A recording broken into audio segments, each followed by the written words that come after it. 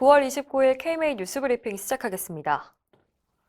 동네 의원이 정신의료기관으로 환자를 연계하는 사업이 내년부터 시작됩니다. 어제 보건복지부가 발표한 시범사업 계획을 보면 의원급 의료기관이 환자를 진료하면서 그 환자가 우울증이나 자살 위험성이 의심되는 경우 선별검사를 거쳐 정신의료기관에서 치료받을 것을 권고하거나 해당 지역의 정신건강복지센터로 안내합니다. 이 과정에서 필요한 선별 상담료와 치료 연계 관리료 등 수가도 책정됐습니다. 이 사업을 하는 이유는 코로나19 장기화로 국민의 정신건강 지표가 악화됐기 때문인데요. 한국 트라우마 스트레스 학회에 따르면 코로나 사태 전후로 우울 위험군은 17.5%에서 22.8%, 자살 생각은 9.7%에서 16.3%로 각각 증가했습니다. 특히 자살 사망자의 절반 이상이 사망 60일 이내에 동네 의원을 방문한 것으로 나타나 1차 의료기관의 중요성이 부각되고 있습니다. 이번 시범사업은 수도권을 제외한 한 개 시도에서 내년 1월부터 시작될 예정입니다. 의료계와 약계가 크게 반발하는 실손보험 청구 간소화법의 국회 논의가 보류됐습니다. 국회 정무위원회는 어제 법안심사소위원회를 열어 보험업법 개정안 5건을 병합 심사했는데요. 계속 심사, 즉 보류하기로 했습니다. 정무위가 이런 결정을 내린 건 의학단체들의 우려 때문인 걸로 보이는데요. 의협과 병원협회, 약사회 등 5개 단체는 민간보험사의 환자 정보 악용과 개인정보 유출 등을 지적하며 개정안 폐기를 촉구한 바 있습니다. 정무위 관계자는 개정안의 취지는 민생 편이지만 보건의학계가 강하게 반대하고 있어 먼저 의견을 수렴한 뒤 입법하는 방안을 검토할 예정이라고 밝혔습니다.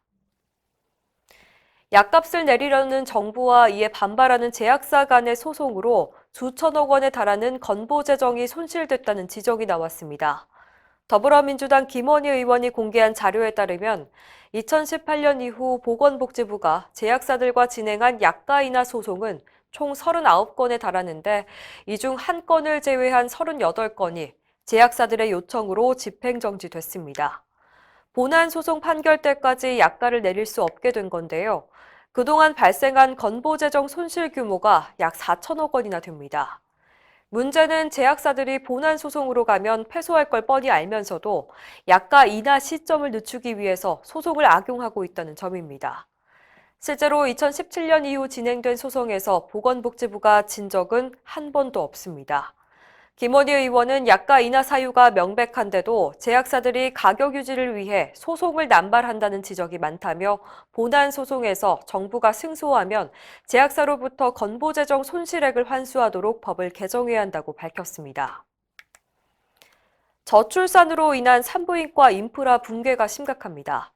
이름은 산부인과지만 분만을 전혀 하지 않는 산부인과 의원이 1,000곳이 넘는 것으로 나타났습니다.